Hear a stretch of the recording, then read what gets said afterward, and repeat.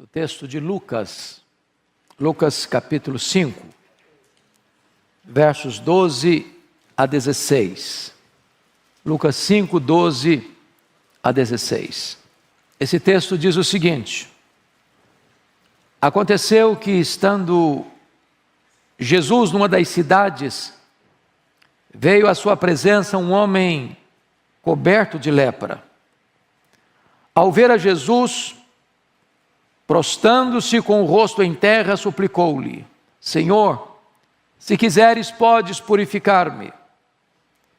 E ele, estendendo a mão, tocou-lhe, dizendo: quero, fica limpo. E no mesmo instante lhe desapareceu a lepra. Ordenou-lhe Jesus que a ninguém o dissesse. Mas vai, disse, mostra-te ao sacerdote, oferece pela tua purificação o sacrifício que Moisés determinou, para servir de testemunho ao povo. Porém, o que se dizia a seu respeito cada vez mais se divulgava, e grandes multidões afluíam para o ouvirem e serem curadas de suas enfermidades. Ele, porém, se retirava para lugares solitários e orava. Eu quero pensar com vocês sobre o tema: Senhor, eu preciso de um milagre. Senhor, eu preciso de um milagre. Esse texto, esse episódio está registrado nos 3 evangelhos sinóticos, em Mateus, em Marcos e em Lucas. O relato mais detalhado é o de Marcos. Entretanto, nós optamos pelo texto de Lucas, porque Lucas escreve na perspectiva de um médico, como médico que era. Então ele nos oferece detalhes importantes no texto, porque ele tem esse viés. Dos 3 evangelhos, é Mateus que nos informa com mais precisão a ocasião em que ocorreu. Porque Mateus 8 nos diz que este fato ocorreu imediatamente após o chamado Sermão do Monte. E diz a Bíblia que quando Jesus então desce desse monte, vem este homem. Nas palavras do Dr. Lucas, coberto de lepra. E diz Mateus que ele vem e adora Jesus. Marcos diz que ele vem e se prostra diante de Jesus, de joelhos. Aqui em Lucas diz que ele se prostra na presença de Jesus, fazendo uma pergunta, um pedido, um clamor, na verdade. Senhor, se tu quiseres, tu podes purificar-me. E diz Marcos que Jesus, profundamente compadecido dele, disse: quero, fica limpo. Mas antes disso, nós somos informados que Jesus o tocou. Tocou-lhe, dizendo: quero, fica limpo. E imediatamente ele ficou limpo. E Jesus deu uma ordem para ele: agora você vai ao sacerdote, faz a oferenda que é legal, que é de direito, que está prescrita na lei. E o homem, em vez de ter feito apenas o que Jesus mandou, Jesus deu uma ordem para ele: não fala nada para ninguém. E ele saiu a propalar. Diz Marcos que o impacto foi tamanho que Jesus não podia entrar mais publicamente nas cidades. E então as multidões vieram a Jesus para ouvi-lo, para serem curadas. Mas Jesus se retirava para lugares ermos e orava. Com base nesse texto, eu quero tirar daqui 6 lições para o nosso ensino nesta tarde. A primeira coisa que esse texto descreve, irmãos, é o doente. Veja comigo, por favor, o versículo 12. Aconteceu, estando ele numa das cidades, veio à sua presença um homem coberto de lepra.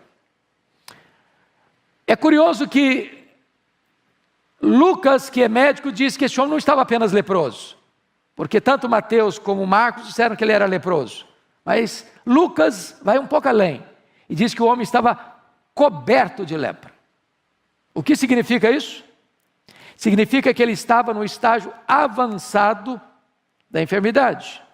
Havia mais de 70 doenças de pele na época, chamadas de lepra. Algumas delas curáveis, outras incuráveis. O problema deste homem é que ele não está apenas leproso, ele está coberto de lepra. Quando alguém era diagnosticado com lepra, primeiro, ele não podia ficar mais em casa. Segundo, ele tinha que ser isolado. Terceiro, ele tinha que se vestir de trapos. Quarto, se alguém tentasse se aproximar dele, ele tinha que gritar: maldito, leproso. Quinto, nenhuma pessoa com lepra podia ser tocada, porque a lepra é uma doença contagiosa. Então ele vivia no ostracismo, sem esperança, vendo a morte ir destruindo o seu corpo, deixando o seu corpo chagado, transformando o seu corpo numa chaga viva, numa chaga aberta. Esse homem nada mais era do que uma carcaça humana. A lepra era considerada uma maldição, não apenas uma doença qualquer. Alguém leproso era alguém como que debaixo do juízo de Deus. É por isso que a lepra era um símbolo do pecado. Por exemplo, assim como o pecado separa o homem de Deus, a lepra também separa. Separa o homem da sua família, dos seus amigos, da sociedade. Não pode frequentar a sinagoga, não pode frequentar lugares públicos. Segundo, assim como o pecado insensibiliza, cauteriza a consciência, a lepra também deixava as pessoas insensíveis. É por isso que muita gente descobria que estava com lepra quando caía uma água quente e não sentia dor. Terceiro, assim como o pecado deixa marcas na mente, nas emoções, na alma, na consciência, a lepra deixa marcas. Uma pessoa leprosa ia sendo carcomida, solapada, pouco a pouco, as cartilagens iam sendo devastadas, os lábios, as narinas, as pontas dos dedos, os lábios. Quando Lucas diz que esse homem estava coberto de lepra, significa que esse homem já estava desfigurado. Seu nariz, suas orelhas, seus lábios, a ponta dos seus dedos, suas cartilagens. Um homem deformado. Quarto, assim como o pecado cheira mal, uma pessoa leprosa tinha sua carne apodrecida. Ele estava num estado de decomposição em vida, desfigurado, mal cheiroso. A carne apodrecida se misturava com os trapos. Era um quadro asqueroso, nauseabundo, mal cheiroso. Mas mais, assim como o pecado mata, a lepra também mata. Então, esse era o quadro desse paciente. O caso dele era um caso perdido. Não havia medicina, não havia tratamento, não havia cura, não havia esperança, não havia vacina. Mais do que isso, era a doença progressiva, que ela não estacionava, ela ia avançando, avançando, avançando, até destruir a pessoa por completo. E esse homem, precisando de um milagre, rompe o isolamento, sai da caverna, sai do leprosário, corre o risco de ser apedrejado em público e vai até Jesus. O paciente tem uma postura, ele não chega reivindicando direitos, ele não chega estadiando predicados morais, estadiando as suas realizações. Diz a Bíblia que ele chega de forma humilde, ele se prostra, ele põe o rosto no chão, ele adora a Jesus, ele reconhece a soberania de Jesus, dizendo: se tu quiseres, tu podes. Mas ele faz mais, ele se submete à autoridade de Jesus: se tu quiseres. Então este é o quadro do paciente, este é o quadro do homem. seja rico, seja pobre, seja doutor, seja analfabeto. O homem está num estado que sozinho por si ele não pode salvar-se, ele não pode limpar as suas próprias manchas. Assim como um leopardo não pode tirar as suas manchas, nem um etíope mudar a cor da sua pele, o homem também não pode mudar a sua própria vida. Ou Jesus faz um milagre ou ele perece. Porque o pecado é uma doença pior que a lepra, porque a lepra mata o corpo, mas o pecado destrói o corpo e a alma. Pois bem, tendo analisado o paciente, a segunda lição desse texto é nos mostrar então quem é o médico. E confira comigo, por favor, ainda no verso de número 12. Porque ele se prostra diante de Jesus, Mateus diz que ele o adora, e se o adora é porque reconhece que Jesus não é apenas um homem, ele reconhece que Jesus tem todo o poder. Se tu quiseres, tu podes. Oh, amados irmãos, e eu fico imaginando os nossos médicos, por mais estudiosos, por mais capacitados, por mais peritos que sejam na sua respectiva área, todo médico tem seus limites, tem suas impossibilidades. Ele trata de um paciente dentro do seu conhecimento, dentro da ciência, mas chega um momento em que todo o conhecimento dele, toda a ciência dele diz: nós vamos até aqui, daqui para frente não dá mais. Eu não posso mais, eu não consigo mais. E note que este homem reconhece que Jesus tem todo o poder. Em outras palavras, a última palavra não é da ciência, a última palavra não é da medicina. A medicina tem limites.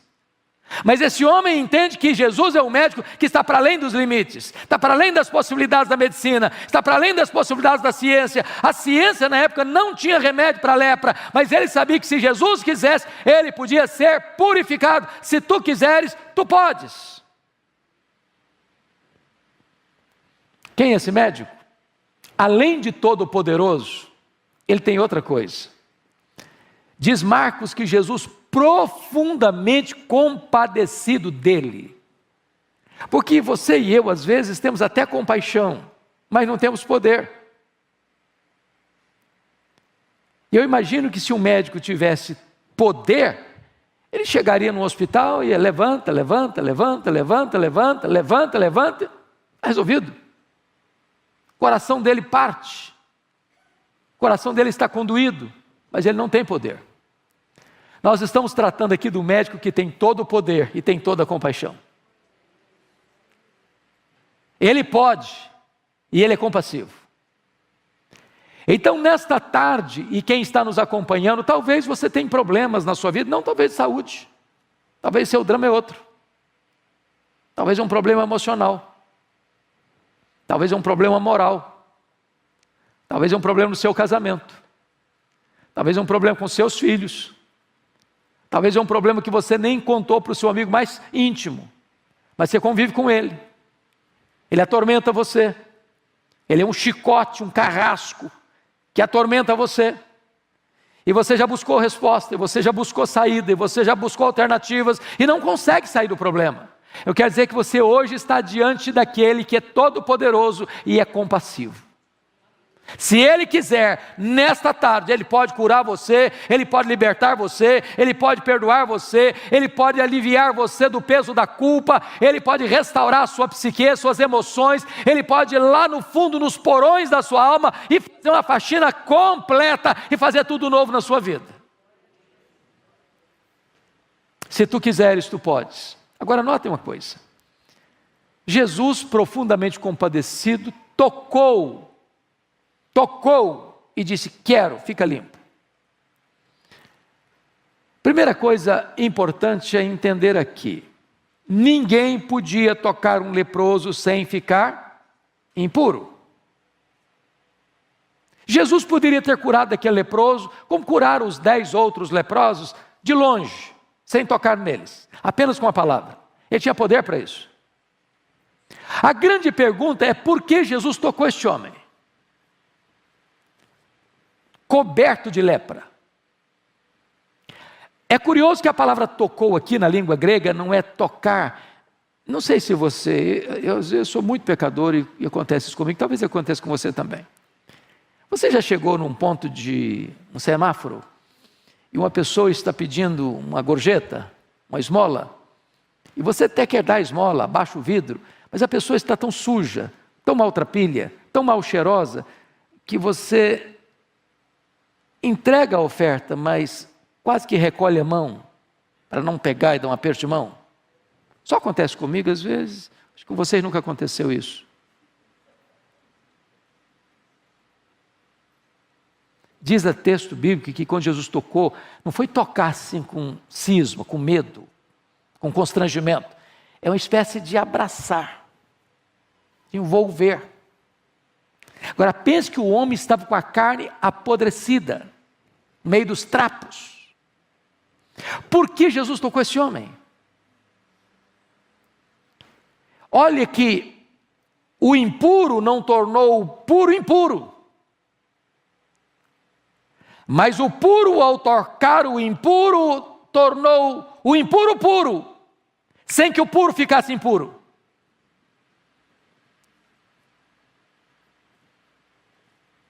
Quando Jesus tocou aquele homem, ele está dizendo o seguinte para ele: olha, não importa o seu estado, eu me importo com você. Não importa quão longe você tenha ido na sua enfermidade, não importa quão devastado você esteja pela lepra, não importa quão mal cheiroso você esteja, para mim você tem valor, para mim você é importante, eu me importo com você, e eu encontro uma doença mais devastadora em você do que a lepra que destrói a sua carne. Você tem uma dor mais profunda na alma, a dor de ser um ser rejeitado, jogado fora, na lata do lixo da história, sem ninguém olhar para você, sem ninguém se importar com você, sem ninguém encostar em você, sem ninguém estar perto de você, pois eu quero estar perto de você, você tem valor para mim. Jesus ama você.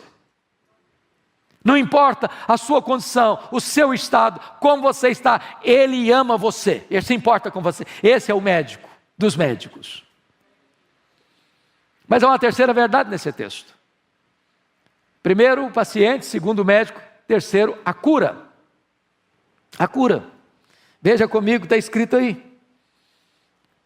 No versículo 13. E ele, estendendo a mão, tocou-lhe, dizendo: quero, fica limpo. E no mesmo instante lhe desapareceu a lepra. Jesus quer e Jesus pode. Às vezes eu quero, mas eu não posso. Mas Ele quer e Ele pode. Qual a sua necessidade hoje? Talvez você veio para cá hoje com uma necessidade, pedindo a Deus um milagre. Hoje pela manhã uma pessoa me cumprimentou no culto das 11, depois do culto, e disse: olha, eu estava precisando de um milagre hoje. Eu estava precisando de uma resposta de Deus hoje. E quando eu entrei no culto, do começo ao fim, tudo o que aconteceu foi resposta de Deus a minha necessidade. Estou saindo daqui hoje curada, restaurada, porque Deus ouviu a minha oração. Eu não sei como você entrou aqui hoje, eu não sei qual a sua necessidade, mas eu estou lhe dizendo que Jesus está aqui, e Ele é o mesmo, ontem, hoje, para sempre o mesmo. E Ele é poderoso, e Ele é compassivo, e Ele está dizendo para você: eu quero que você fique curado, eu quero que você fique liberto, eu quero que você fique restaurado, eu quero fazer uma obra, um milagre na sua vida. E diz o texto que imediatamente ele ficou limpo. Não foi a crediário, não foi a prestação, não foi em doses homeopáticas, foi um ato instantâneo e completo e cabal, no mesmo instante. É isso que Jesus Cristo pode fazer na sua, na minha, na nossa vida nesta tarde, uma cura completa. Mas aí vem a quarta lição do texto, por gentileza, olha comigo, no versículo 14, ordenou-lhe Jesus que a ninguém o dissesse, mas vai, disse, mostra-te ao sacerdote e oferece pela tua purificação o sacrifício que Moisés determinou para servir de testemunho ao povo. Aqui a palavra testemunho, paciente, médico, testemunho. Por que Jesus não mandou esse cara para casa? Por que antes de ir para casa Jesus o mandou ao sacerdote? Por amor a esse homem. Porque o sacerdote é quem diagnosticava a doença. O sacerdote é quem dava o alvará de licença, a carta de alforria, o atestado de cura, para que ele pudesse legitimamente voltar para casa, voltar para o trabalho, voltar para a sinagoga.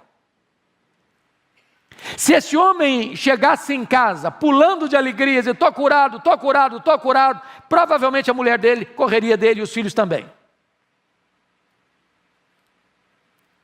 Mas quando ele vai ao sacerdote, e o sacerdote o examina, e o sacerdote o declara de fato curado, com todas as garantias da cura, então ele está credenciado, habilitado a se reingressar na família, na sociedade, na sinagoga. Em outras palavras, meus irmãos, os milagres de Jesus são públicos e verificáveis. Tem muita gente fazendo propaganda de milagre hoje, subjetivo. O cara chega e diz, está curado. Aí o cara pensa que está curado, e volta para casa, os sintomas estão lá, a doença está lá, vai fazer o exame, está lá de novo, daqui a pouquinho o cara morre. Porque são propagandas. Mas Jesus não, quando ele diz está curado, você vê a evidência. O leproso está limpo, o paralítico anda, o cego vê, o surdo ouve, o mudo fala, o endemoniado é liberto, o morto ressuscita. Mas Jesus mostra a necessidade desse homem ir para o sacerdote, para dizer o seguinte, que o que Jesus Cristo fez não foi apenas uma ilusão óptica, foi verdadeiramente um milagre verificável. Mas vem a quinta lição, que é o impacto disso. Olha o verso de número 15, por favor. Porém o que se dizia a seu respeito, cada vez mais se divulgava. E grandes multidões afluíam para o ouvirem e serem curadas das suas enfermidades. Quem nos deixa mais claro no entendimento desse assunto é Marcos. Porque lá em Marcos, Jesus dá uma ordem expressa. Não fale nada para ninguém. Parece que essa ordem de Jesus é muito complicada de cumprir. Porque imagina você, um cara que está sentenciado à morte. Está no corredor da morte. Está morrendo a crediário. Ele é uma carcaça humana. De repente ele olha para o corpo dele, não tem nem cicatriz. Você acha que vai ficar calado? Ele saiu a proclamar. E o impacto do testemunho dele foi tal, que isso mexeu com as pessoas, mexeu com as multidões.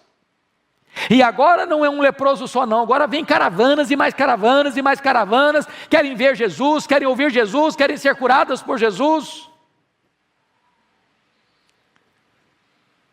E esse homem me constrange, porque Jesus deu uma ordem para ele, fica calado. E ele falou. Aí Jesus para nós diz assim, fale. E a gente se cala.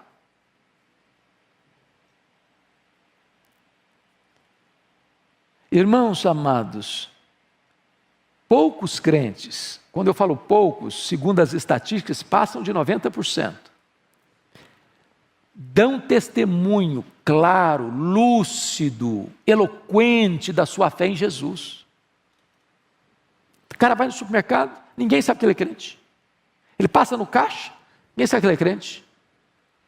Ele passa na portaria do prédio dele, ninguém sabe que ele é crente. Pega um Uber, ninguém sabe que ele é crente. Pega um táxi, ninguém sabe que ele é crente. Vai no aeroporto, faz lá os check-in dele, ninguém sabe que ele é crente. Viaja 4, 5 horas do lado da pessoa, viagem inteira, ninguém sabe que ele é crente. Ele é um agente secreto. Esse homem proibido de falar, ele fala. Então, meu amado, abra sua boca, fala de Jesus. É curioso que você toma cada surpresa. Essa semana eu cheguei no aeroporto de Guarulhos, peguei um Uber e comecei a falar de Jesus para o rapaz. Falei, camarada, você acredita que eu estou desviado? Meu filho está desviado, estou desviado. Falei, você precisa de Jesus? Falei, eu preciso mesmo. E eu quero Jesus. Falei, onde é a igreja? Falei, lá em Pinheiros, ali na avenida Doutora Ruth Cardoso, 6.151. Falei, eu vou lá. Eu estou precisando, você ora por mim? Eu falei, oro. As pessoas estão desesperadas, irmãos. Tem tanta gente aí precisando que você abra a sua boca. Só falar, eu sou de Jesus, o cara começa a mostrar que ele está precisando de Jesus. Esse mundo não tem resposta, esse mundo não tem solução. O mundo está doente, o mundo está perdido, o mundo está confuso. O que você encontra é ódio para aqui, ódio para ali, é problema aqui, é problema lá, é confusão aqui, é confusão lá. A única voz lúcida que pode trazer esperança para o mundo está no povo de Deus. Então abra a sua boca. A última lição do texto. Primeiro foi o doente. Segundo foi o médico. Terceiro foi a cura. Quarto foi o testemunho. Quinto foi o impacto. Sexto é o retiro. Olha o verso 16. Jesus, porém, se retirava para lugares solitários e orava. Isso me impressiona. Porque Jesus era um pregador. A Bíblia diz que ele era pregador. E como pregador, todos querem mais gente para ouvir. Você tem uma mensagem a transmitir, e quanto mais gente tem para ouvir, melhor é. E diz o versículo 15 que grandes multidões, olha que coisa interessante, Lucas era um historiador. Ele não desperdiçava palavras, ele não falava coisa que não tinha realidade. Não era multidão, e nem era grande multidão, eram grandes multidões. Afluíram, para quê? Só por curiosidade? Não. Para o ouvirem e serem curadas das suas enfermidades. Aí eu fico imaginando essas multidões vindo e Jesus pensando assim, que grande oportunidade, vai ser legal, vou aproveitar. Aí Jesus curiosamente deixa a multidão, se retira para lugares solitários para orar. Se fosse você e eu, a gente diria assim, Senhor, orar depois, porque agora o negócio é para valer, agora a coisa vai pegar. Essa multidão toda, vou falar, vou aproveitar o tempo. E Jesus está nos ensinando um grande princípio aqui. Deus deve vir antes das pessoas. Oração precede a pregação. Você precisa de poder para pregar, e você precisa de poder para fazer a obra e curar os enfermos. A não ser que você ore, não tem poder. Não se faz a obra de Deus na força do braço. Não é por poder. Não é por força. É pelo meu espírito, diz o Senhor dos Exércitos. Aí Jesus se retira para orar. Porque a prioridade dele era o Pai. Mas quando ele retorna da reunião de oração, o que está acontecendo? Qual o resultado? O versículo seguinte nos dá a resposta, versículo 17. Ora, aconteceu que num daqueles dias, estava ele ensinando, e achava-se ali assentados fariseus e mestres da lei, vindos de todas as aldeias da Galiléia, da Judéia e de Jerusalém, e o poder do Senhor estava com ele para curar. Muitas vezes nós deixamos de ver milagres, porque nós fechamos a nossa agenda de oração. Porque nós substituímos o Senhor da obra pela obra do Senhor. Porque nós colocamos gente na frente de Deus. E eu quero encorajar você, meu irmão, a buscar em primeiro lugar a Deus.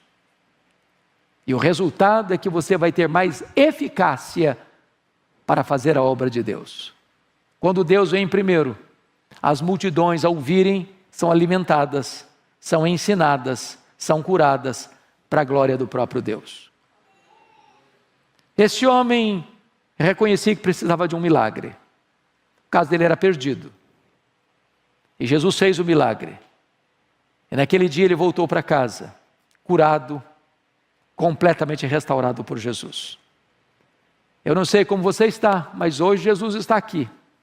E você pode voltar para casa, curado, perdoado, restaurado pelo poder de Jesus. Que Ele nos abençoe. Amém.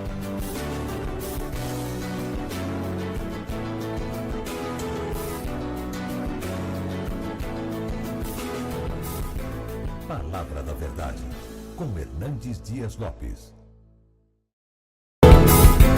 Palavra da Verdade, com Hernandes Dias Lopes.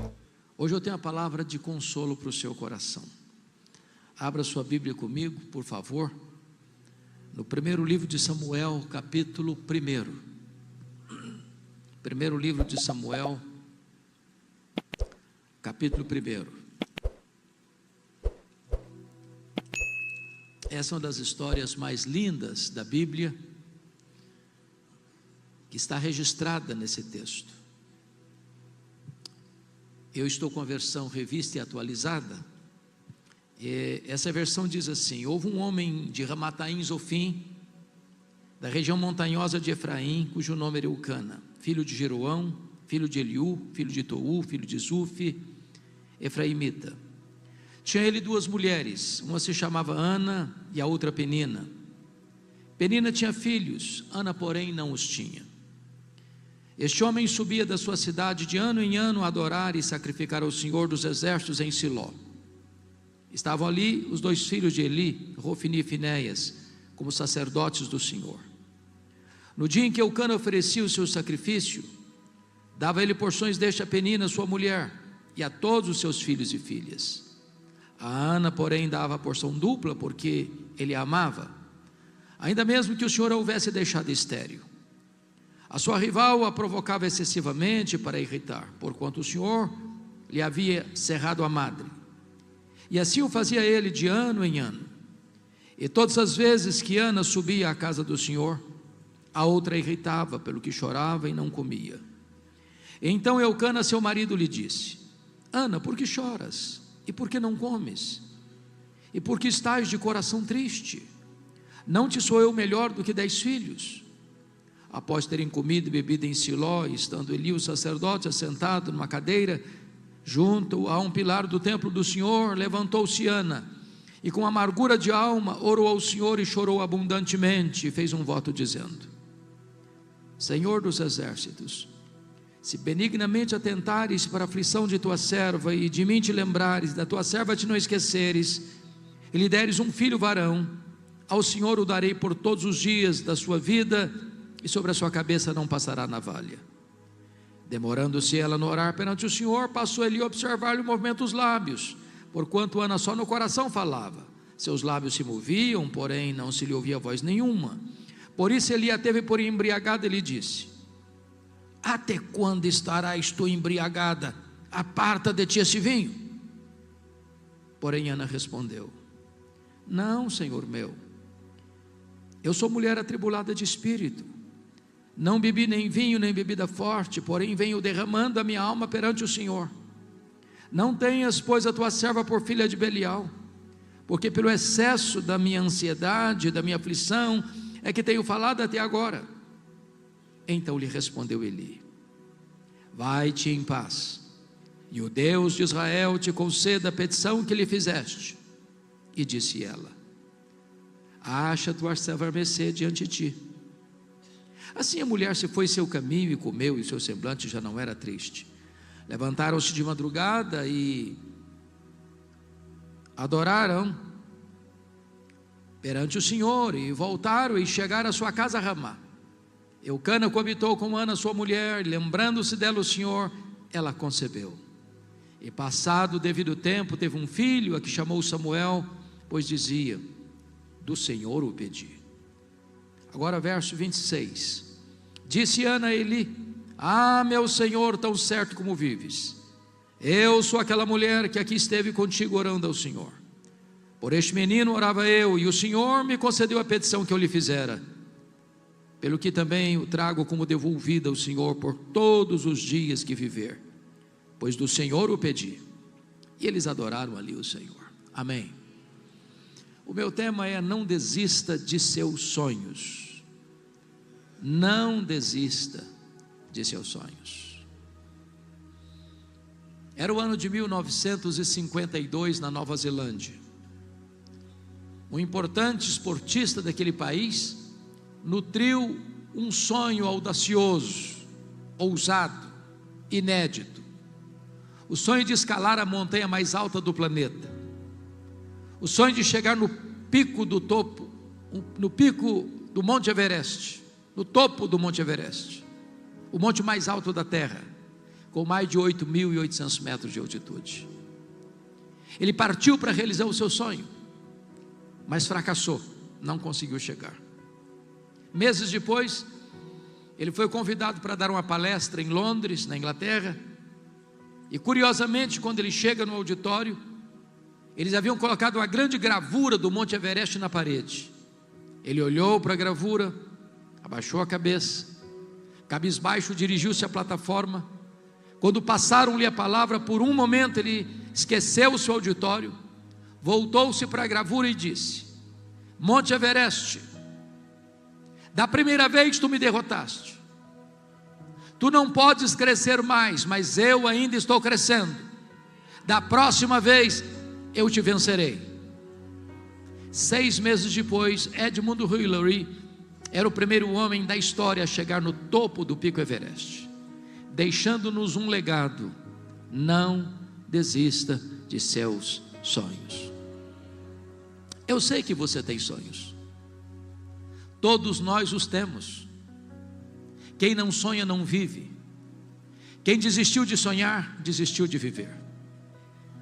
Mas é provável que nesta noite, neste seleto auditório, haja alguém que tenha perdido os seus sonhos mais belos pelas estradas da vida.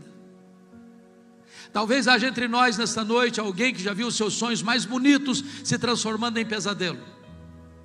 Quem sabe até mesmo haja alguém aqui que já desistiu de seus sonhos, que já enterrou os seus sonhos, que já colocou uma lápide sobre os seus sonhos, dizendo: aqui jaz os meus sonhos. Eu quero encorajar você nesta noite a tomar de volta esses sonhos e a colocá-los na presença de Deus. Nós estamos diante do Deus que faz milagres, e esta igreja é um milagre de Deus.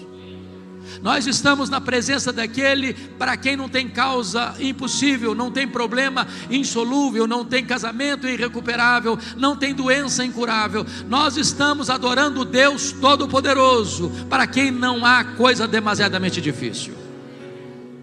Esse texto retrata uma mulher que tinha um sonho legítimo, o sonho de ser mãe. Porém o sonho de Ana está sendo adiado. Eu creio até que se Ana fosse nossa contemporânea, ela enfrentaria algumas abordagens. Acho que a primeira delas seria esta: Ana, você é uma mulher tão crente, você ora tanto, você vai tanto à casa de Deus, você está estéril, você está doente, você tem que examinar melhor a sua árvore genealógica, porque é provável que haja alguma maldição hereditária incrustada aí na sua família. Enquanto essa maldição não for quebrada, você não vai ser curada. Só que o problema de Ana não era a maldição hereditária. Se Ana vivesse hoje, talvez alguém parecido com os amigos de Jó chegariam para ela para dizer o seguinte: Ana, ninguém sofre sem causa. Para você estar sofrendo, alguma coisa de errado você fez. Enquanto você não confessar esse pecado, você não vai ser curada. Só que o problema de Ana não era pecado escondido. Se Ana vivesse hoje, talvez alguém mais audacioso diria para ela assim: Ana, deve ter algum demônio da esterilidade escondido aí na sua vida. O que você precisa fazer é ir num culto de libertação. Só que o problema de Ana não era demônio. O versículo 5 do texto lido é claro: foi o próprio Deus quem a deixou estéril. O versículo 6 é mais claro: foi o próprio Deus que cerrou a sua madre, de tal maneira que a doença de Ana não tem a ver com maldição, não tem a ver com pecado, não tem a ver com demônio. A doença de Ana tem a ver com Deus. Mas isso pode dar um nó em nossa cabeça, porque se Deus tem o melhor para nós, e Ele tem. Se Deus quer o melhor para nós, Ele quer. Como é que Deus pode adiar os nossos sonhos? E os nossos sonhos mais legítimos? Pois é sobre isso que quero passar a falar com você nesta noite. Em primeiro lugar, Deus adia os nossos sonhos para nos ensinar a verdade de que o Deus das bênçãos é melhor do que as bênçãos de Deus. A maior necessidade sua e minha não é da bênção de Deus, é do Deus da bênção. Você poderia ter todas as dádivas de Deus: saúde, família, trabalho, prosperidade, amigos, influência, poder. Mas se você não tem Deus, a sua vida continua vazia. Nós estamos vivendo uma geração que tem transformado o evangelho de teocêntrico, cristocêntrico, para antropocêntrico. Às vezes é o homem que quer que a sua vontade seja feita no céu, em vez de desejar que a vontade de Deus seja feita na terra. Só que esse não é o evangelho. O evangelho não está centrado no homem. Você e eu não somos o centro do universo, Deus é. Segundo lugar, por que Deus adia os nossos sonhos? Deus adia os nossos sonhos para nos ensinar que tudo que temos, tudo que somos, veio de Deus, é de Deus e deve ser consagrado de volta para Deus. Ana disse para Eli: por este menino orava eu, pelo que o trago como devolvido ao Senhor por todos os dias da sua vida. Se Ana não tivesse entendido isso, ela teria feito de Samuel um ídolo na sua vida. A vida dela teria gravitado ao redor de Samuel. Às vezes nós pedimos uma bênção para Deus e Deus não a concede. E às vezes nós transformamos aquela bênção num ídolo e substituímos o abençoador pela bênção. Por exemplo, você pede a Deus prosperidade e Deus dá prosperidade. A bênção do Senhor enriquece, com ela não tem desgosto. Riquezas e glórias vêm de ti. É Deus quem fortalece as nossas mãos para adquirirmos riquezas. Aí a pessoa começa a prosperar, compra mais uma casa, compra mais um apartamento, compra mais um carro, compra mais um sítio, compra mais uma ação na bolsa de valores. E aí ele não consegue mais frequentar a igreja, ele não consegue vir num dia de semana mais à igreja. Ele está tão ocupado cuidando das bênçãos de Deus que não tem mais tempo para o Deus das bênçãos. Ele não consegue mais ir para uma reunião de oração, para uma vigília de oração. Ele substituiu o abençoador pela bênção. Ele transformou a bênção num ídolo. É necessário você e eu entendermos que a vida que temos é de Deus, a família que temos é de Deus, a casa que moramos é de Deus, o carro que andamos é de Deus, o trabalho que temos é de Deus, o dinheiro que recebemos é de Deus. Então consagre de volta para Deus o melhor daquilo que Deus tem dado para você. Põe o seu Samuel no altar de Deus nesta noite.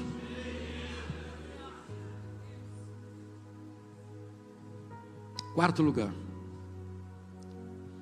aliás, em terceiro lugar, por que Deus adia os nossos sonhos? Deus adia os nossos sonhos porque os planos de Deus são maiores e são melhores do que os nossos melhores sonhos. Qual era o sonho de Ana? Apenas ser mãe. Qual era o projeto de Deus na vida de Ana? Que ela fosse mãe do maior profeta, do maior sacerdote, do maior juiz de Israel, do homem que haveria de trazer de volta a nação apóstata para a presença de Deus. Às vezes Deus não atende o seu pedido, porque Ele olha e diz assim: ah, meu filho, ah, minha filha, você está pedindo pouco demais, seu sonho é miúdo demais, eu tenho coisa maior, eu tenho coisa melhor para você.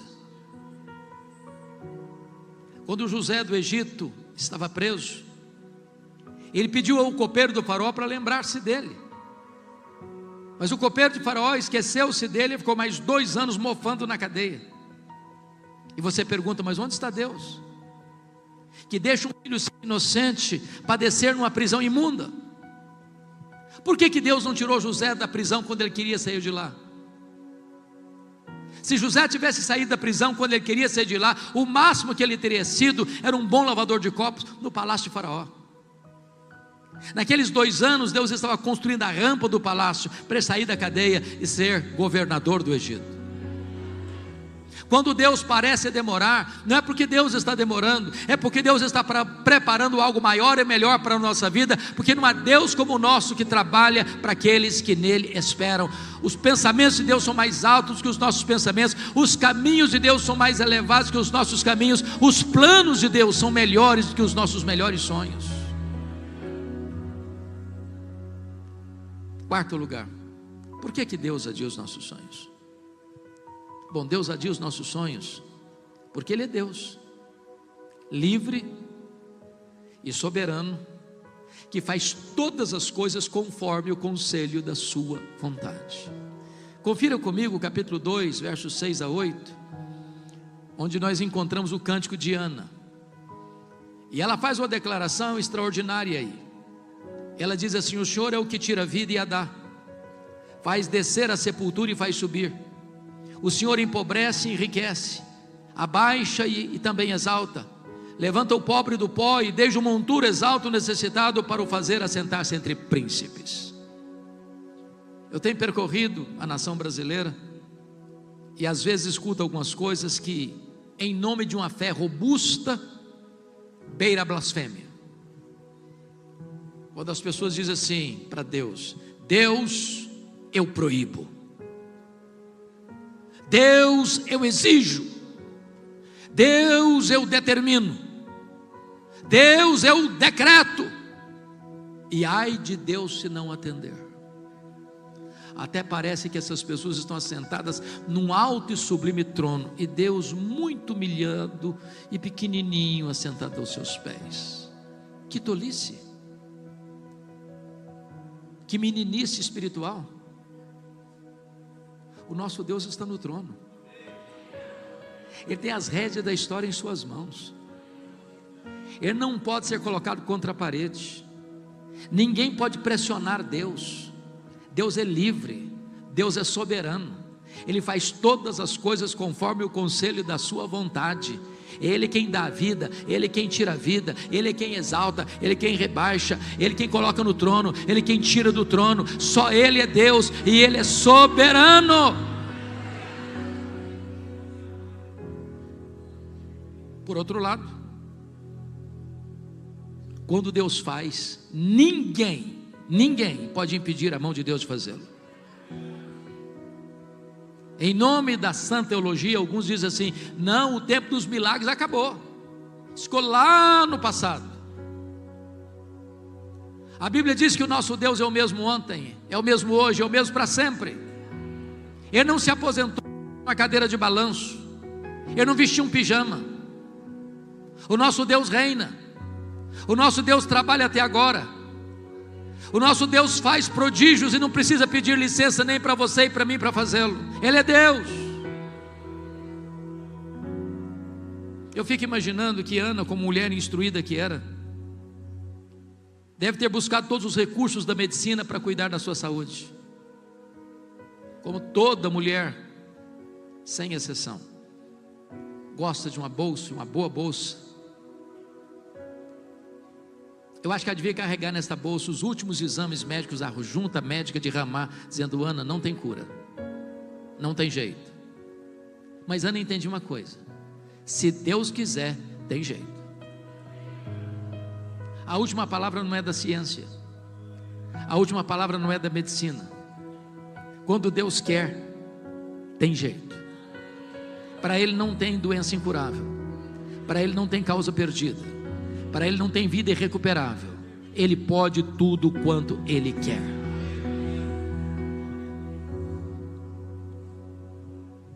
Eu estava numa visita pastoral lá em Vitória, num hospital da cidade. Quando eu chego no hospital, haviam 3 mulheres na porta. E quando eu cheguei, percebi que eram pessoas da minha cidade, do interior do estado do Espírito Santo. Ali estava uma jovem de 17 anos, com um estado muito crítico de saúde, de um câncer que estava devastando o seu corpo. Na minha cidade não tinha CTI, como não tem até hoje. E o médico que acompanhava o tratamento disse: você precisa ir para Vitória, você precisa de um CTI. Nós esgotamos todo o tratamento aqui. Só que naquele dia não tinha vaga no CTI. E eu fui conversar com o diretor, era meu amigo, longamente. E ele disse: pastor, não funciona assim. Eu não posso tirar um paciente para botar outro. Hoje eu não posso recebê-la. Confesso que fiquei um pouco frustrado. Voltei para a porta do hospital e fiz algo, pastor Eliseu, que eu não tenho o hábito de fazer. Não sei se fiz novamente, mas naquele dia fui impulsionado a fazê-lo. Eu disse para aquela jovem: minha filha, aqui não tem vaga para você, mas nós podemos fazer algo melhor que isso. Nós podemos orar e pedir que Deus cure você. E ali na porta do hospital impus as mãos sobre ela e pedi para Jesus curá-la. Quando terminou a oração, aproxima-se um rapaz que também conhecia aquela jovem e disse: olha, você tem um primo que é médico numa outra cidade do estado, e lá tem CTI, então vamos ligar para lá. Peguei o telefone, liguei, ele atendeu. Disse: pode trazer minha prima para cá, tem vaga, e traga todos os exames, eu quero conferir tudo.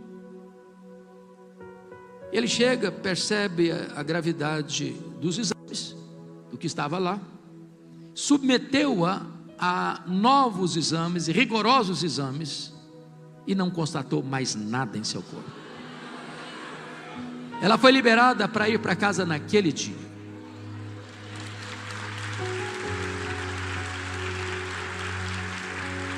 Isso tem mais de 20 anos. Mais de 20 anos. Nos últimos anos eu tenho pregado na minha cidade, todos os anos, no período entre Natal e Ano Novo. O ano passado, pregando lá, depois do culto, tirando algumas fotos com algumas pessoas, aproxima-se uma senhora, muito bonita inclusive, e me fez uma pergunta que nunca se deve fazer a um pastor: o senhor se lembra de mim? Não faça mais essa pergunta para nenhum pastor, é constrangedora. Eu olhei bem para ela, olhei de novo, disse: minha irmã, só me perdoe, mas eu não estou lembrado da senhora não.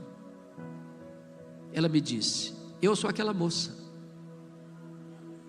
que há mais de 20 anos o senhor orou por mim. Jesus me curou naquele dia, e nunca mais eu tive qualquer sintoma daquela enfermidade.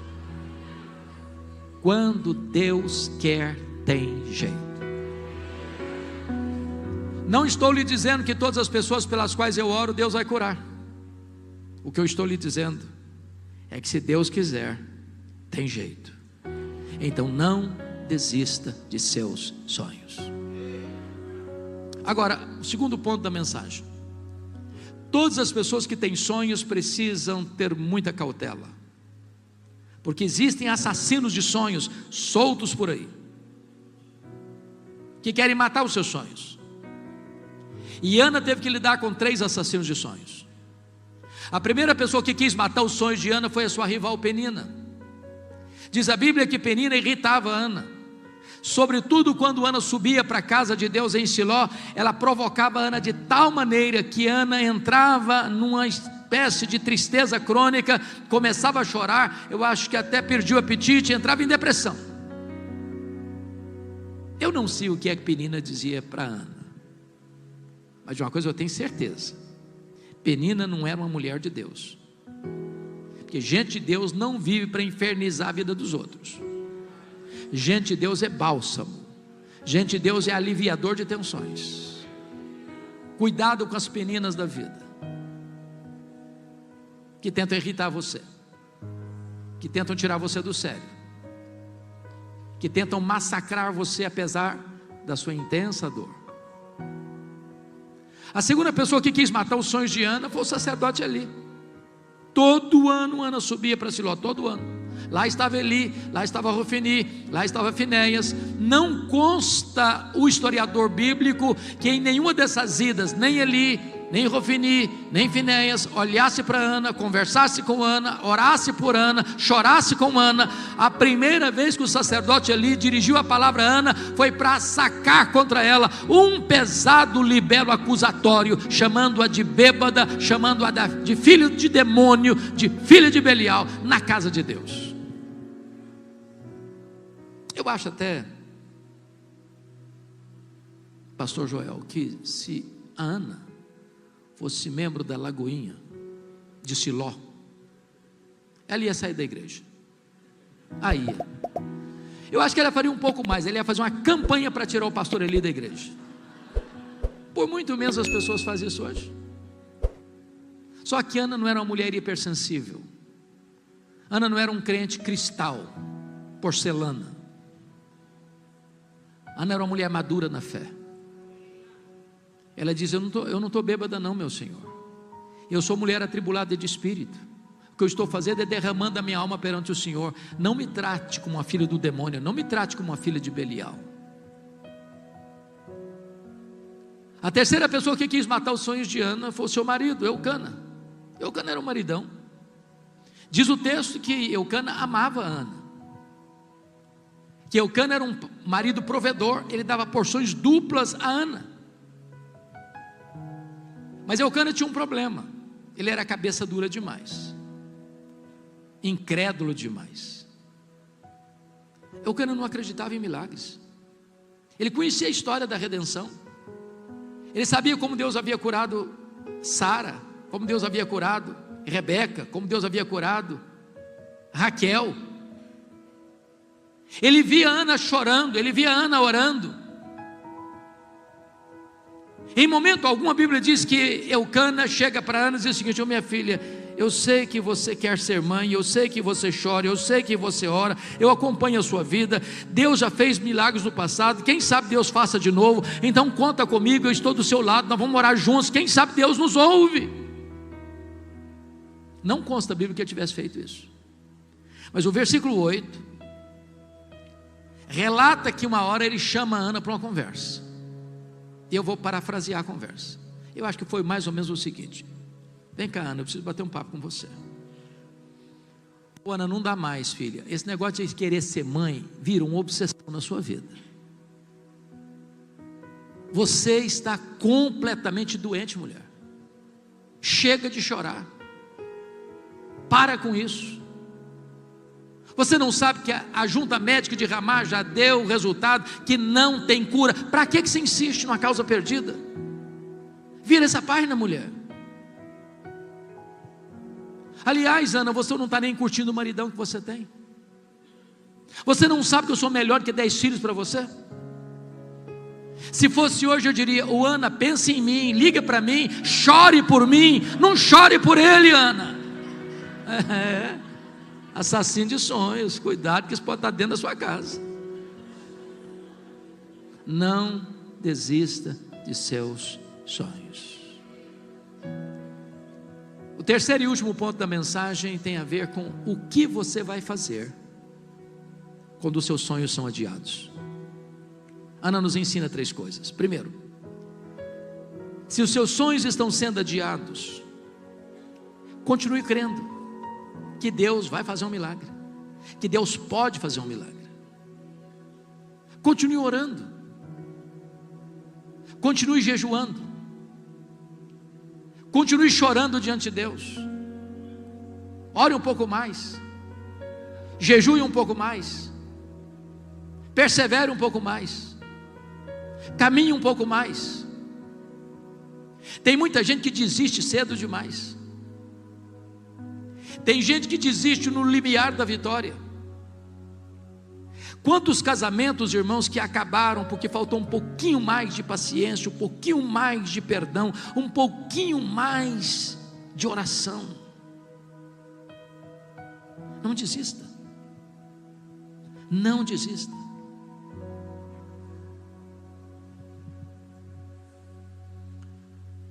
Norman Vincent Peale foi um pastor metodista. Ele escreveu o seu primeiro livro. Todo escritor enfrenta problemas para publicar o seu primeiro livro. As editoras não acreditam. Aliás, as editoras, via de regra, nem olham o conteúdo. Dão uma boa desculpa: não está no nosso calendário, nós temos outras prioridades, quem sabe no futuro. Então ele escreveu o livro O Poder do Pensamento Positivo e procurou editoras. Bateu na porta, bateu noutra, nenhuma editora se interessou pelo livro. Ele ficou muito frustrado. Chegou em casa, jogou os rascunhos do livro na lata do lixo e disse: no lixo vão ficar os meus sonhos de escritor. Dona Ruth, sua mulher, mais crente e mais otimista do que ele, como via de regra as mulheres são, pegou os rascunhos do lixo e disse: eu acredito nos seus sonhos e vou lutar por eles. Bateu em outras portas, encontrou uma editora que se interessou pelo livro. Resultado, esse livro já vendeu mais de 40 milhões de exemplares, um dos maiores best-sellers da literatura. Estavam no lixo. Não desista de seus sonhos. Um dos homens que mais me encantam na política americana é Franklin Delano Roosevelt. Estudou em Harvard, estudou na Columbia, fez uma carreira política brilhante, mas o sonho dele era ser presidente dos Estados Unidos da América. Entretanto, com 39 anos de idade, ele sofre poliomielite e fica paraplégico numa cadeira de rodas. Alguém se aproxima dele e diz: numa cadeira de rodas você nunca será presidente dos Estados Unidos. Ele respondeu: pois eu nunca vou desistir. Foi o único homem até hoje na história americana que foi eleito e reeleito presidente dos Estados Unidos da América 4 vezes consecutivamente numa cadeira de rodas. Não desista de seus sonhos. A segunda coisa que Ana nos ensina, se você quer lutar pelos seus sonhos, é tomar posse das promessas da palavra de Deus. No versículo 17, o mesmo Eli que chamou Ana de bêbada, agora abre a boca e é um profeta de Deus. Quando diz para Ana: vai em paz para a tua casa e o Deus de Israel te conceda a petição que lhe fizeste. Essa palavra é boa, essa palavra vem de Deus. Essa palavra Ana hospeda no coração, e essa palavra trouxe cura e libertação para Ana. Eu sou pastor há 43 anos, e eu já vi muita gente adoecer, emocional, espiritual e até fisicamente, porque um dia escutou uma palavra atravessada, cheia de veneno, ou do pai, ou da mãe, ou do marido, ou da esposa, ou do filho, ou da filha, ou do patrão, ou do professor. Deixa eu lhe dizer algo. Se você escutou uma palavra que parece mais uma seta de veneno para destruir você, não acolha esta palavra. Você não é o que as pessoas dizem que você é. Você não é nem mesmo quem você pensa que você é. Você é quem Deus diz que você é. Mas se você quer vitória na sua vida, aproprie-se das promessas da palavra de Deus. Sabe por quê? Porque Deus é o avalista da sua palavra. Deus vela pela sua palavra em a cumprir. Nenhuma das promessas de Deus cai por terra. E notem vocês que Ana recebe 2 curas. A primeira cura dela aconteceu lá em Siló, quando ela tomou posse da promessa. Diz a Bíblia que o rosto dela mudou, que o semblante dela mudou, que a tristeza bateu asas, que a alegria voltou, que o brilho voltou, que a fé voltou, que a confiança voltou, e ali ela foi curada emocionalmente. Mas diz o texto que ela desce para Ramá, coabita com seu marido. Deus se lembrou dela, ela concebeu e deu à luz a um filho, a quem pôs o nome de Samuel. Em Siló ela creu, em Ramá ela obedeceu. Em Siló ela tomou posse da promessa, em Ramá o milagre se historificou na sua vida. Notinha de rodapé, notinha de rodapé. Ana queria ser mãe, mas ela vivia chorando. Preste atenção nisso. Via de regra, um marido não tem muita atração por uma mulher que está com o rosto coberto de lágrimas. Ela queria ser mãe, mas ela afastava ainda mais o marido. Eu fico imaginando a cena. Quando ela desce de Siló, rosto bonito, sorriso largo, quem sabe usou os melhores cosméticos, os melhores perfumes, e o Elcano olhou para ele e disse: uau, hoje tem avivamento lá em casa.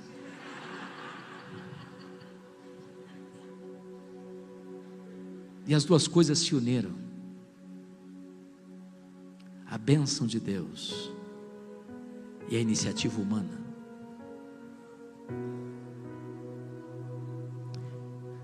Mas a última coisa para fazer, se os seus sonhos estão sendo adiados, é o que Ana nos ensina: volte às trincheiras da luta.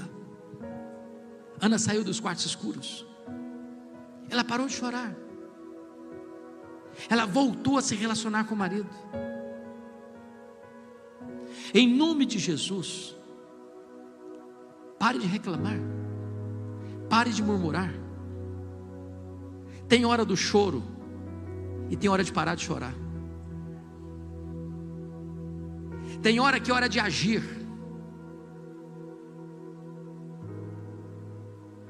Lute pelo seu casamento, lute pela sua família, lute pelos seus filhos, lute pela sua casa.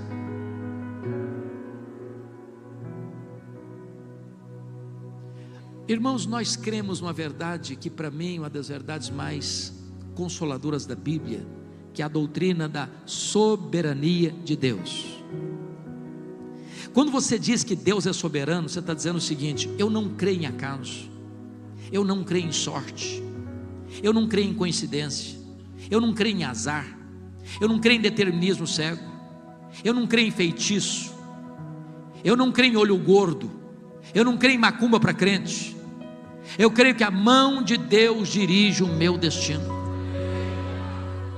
Se você está passando uma prova, essa prova não pegou Deus de surpresa. Se você está passando por um vale, Deus não foi surpreendido por isso. Se você está passando por uma doença, Deus tem um propósito nisso.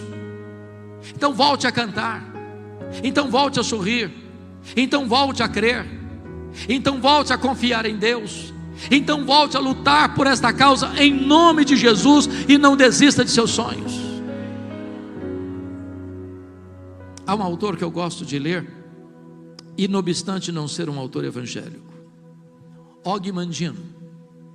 Se você não leu pelo menos O Maior Vendedor do Mundo, vale a pena ler. Mas o que me chamou a atenção na vida desse homem não foi nem sequer um dos seus livros, foi a sua história, a sua biografia. Aos 35 anos de idade, Og Mandino estava falido, bêbado, caído numa sarjeta, abandonado pela esposa, pensando em suicídio. 10 anos depois, aos 45 anos, Og Mandino estava no topo da fama mundial, escrevendo livros lidos e traduzidos no mundo inteiro, ensinando as pessoas a viverem com otimismo. Ora, se um cara que não é crente consegue viver com otimismo, e você, que é filho de Deus, você que acorda e pode dizer: este é o dia que o Senhor fez, alegremo-nos e regozijemo-nos nele. No seu livro autobiográfico, ele dá uma dica para você começar o seu dia animado. Todo crente tem que começar o seu dia animado. Ele diz assim: você quer começar o seu dia animado? Pegue o melhor jornal da sua cidade. Ou ninguém compra mais jornal em banca, mas você tem o jornal no seu telefone. Abra o jornal. Só um detalhe.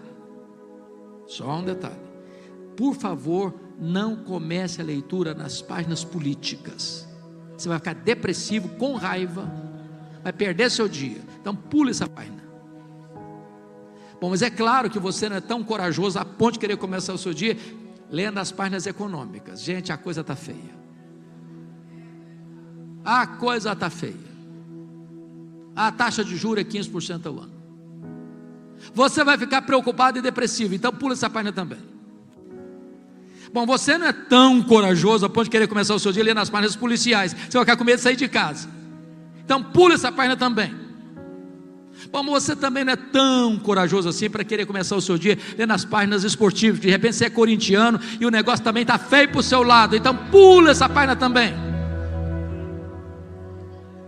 Você quer começar o seu dia animado? Diz ele. Começa a leitura na página do obituário, a lista das pessoas que morreram. Só um detalhe: você tem que ler tudo. Os nomes grandes, os nomes pequenos, lê tudo. Quando você terminar essa leitura, você vai descobrir algo fantástico. Você vai descobrir que o seu nome não está nessa lista. Você vai descobrir que as pessoas que estão nesta lista dariam tudo para estar no seu lugar, mas elas estão mortas. Você vai descobrir que você está vivo. E se você está vivo, um milagre de Deus pode acontecer na sua vida hoje. Não desista de seus sonhos.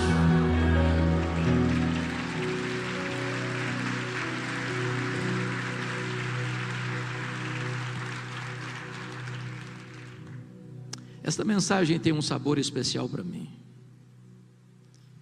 Isso porque eu sou fruto de um sonho. Os meus pais moravam numa região muito pobre do interior do estado do Espírito Santo, nos idos de 1958. Não tinha estrada, não tinha carro, não tinha médico. Quando uma pessoa ficava doente, ela precisava ser transportada numa padiola. Padiola é um lençol amarrado num varal, duas pessoas caminhando pela trilha. O posto médico ficava a 40 quilômetros. A minha mãe estava grávida do seu último filho, no estado adiantado de gravidez, quando caiu gravemente enferma. Meu pai sabia que ela não suportaria uma viagem padiola de 40 quilômetros. Mandou mensageiros para buscar o médico. Ele veio, examinou-a e disse: essa mulher não vai sobreviver. Ela está muito doente, ela está muito fraca, e a criança está em agonia de morte no seu ventre. A única chance de salvar a mãe é sacrificar a criança. Se não tirar a criança, a mãe morre junto com a criança. Naquele impasse, a minha mãe tomou uma outra decisão. Disse: eu não abro mão desse filho, eu não desisto desse filho, eu estou pronta a morrer com ele, eu estou pronta a morrer por ele, mas eu não desisto dele. Naquela hora ela fez um voto para Deus e disse: meu Deus, se tu poupares o meu filho, eu consagro este filho para ti, para ser um pastor, para ser um pregador do evangelho. Deus ouviu a oração da minha mãe e eu nasci. Nasci na roça, trabalhando na enxada desde a minha mais tenra infância. Fui calçar o meu primeiro par de sapatos com 8 anos de idade, com as mãos calejadas. Onde eu morava não tinha escola, a não ser escola primária. Nunca ninguém tinha saído dali para fazer além de 4ª série primária. Com 8 anos de idade eu entrei na escola. Com 12 anos já tinha encerrado a minha carreira estudantil. Na minha casa não tinha livros, só tinha um dicionário velho, sujo, rasgado. Com 10 anos eu comecei a decorar as principais palavras daquele dicionário. Eu tinha uma sede de estudar que não cabia em mim. A minha professora que me alfabetizou estava se mudando para Vitória, capital do estado. E sabendo do meu sonho de estudar, ela me perguntou: você tem coragem de vir comigo? E eu, que nunca tinha dormido uma noite fora de casa, disse para ela: se os meus pais deixarem, eu vou. Com 12 anos de idade, eu nunca tinha visto um aparelho de televisão. Com 12 anos de idade, eu nunca tinha entrado numa cidade.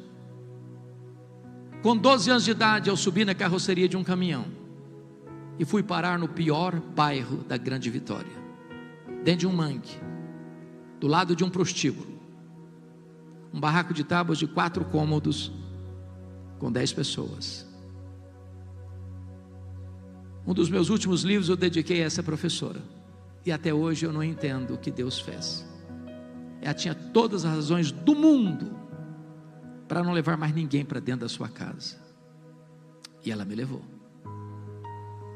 Tempos dificílimos.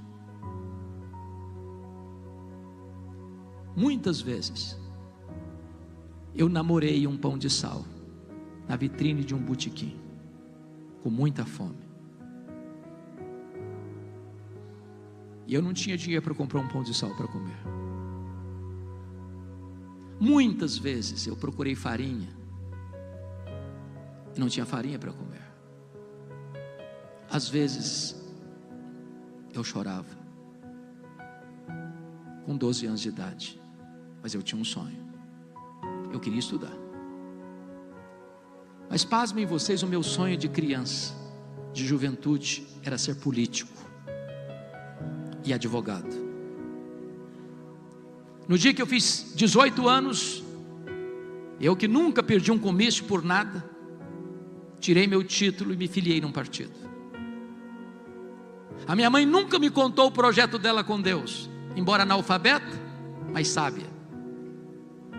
Se ela contasse, pensava ela, eu seria sugestionada a ser pastor. Deus haveria de me chamar. E um dia eu conversava com um presbítero, homem maduro na fé, e falava para ele que se no final da minha vida, depois que eu realizasse todos os meus sonhos de um político e de um advogado, eu entraria num seminário e encerraria minha carreira sendo um pastor. E esse homem botou o dedo literalmente no meu nariz e disse: você quer dar as sobras para Deus? Deus quer você agora, com a sua juventude, com a sua força, com a sua inteligência. E aquela palavra entrou no meu coração como uma flecha, e eu saí dali 1000% convencido de que naquele momento Deus me chamava para o ministério. Se eu tivesse 10 vidas, eu queria ser pastor nas 10. A primeira pessoa que eu comuniquei foi com a minha mãe. Disse: mamãe, estou desistindo dos meus sonhos, Deus me chamou para o ministério. Ela me disse: meu filho, por esta causa eu já orava antes de você nascer. Antes da minha mãe partir para Jesus, ela me chamou à sua casa e me contou toda essa história, e me disse mais: meu filho, nesses anos todos, eu nunca deixei de me levantar da minha cama de madrugada, dobrar os meus joelhos e pedir que Deus levantasse você, que Deus capacitasse você para ser um pregador da palavra. E eu chorei muito com a minha mãe. Disse: mamãe, a senhora está me ensinando as lições mais importantes da minha vida. A senhora está me ensinando que um filho nunca é pobre se tem uma mãe que ora por ele. A senhora está me ensinando que o mais importante não são os meus sonhos, mas são os planos de Deus.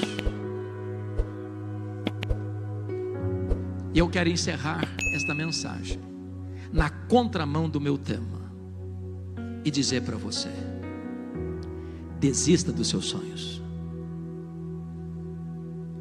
Desista dos seus sonhos, se preciso for, mas nunca abra mão do plano de Deus para a sua vida.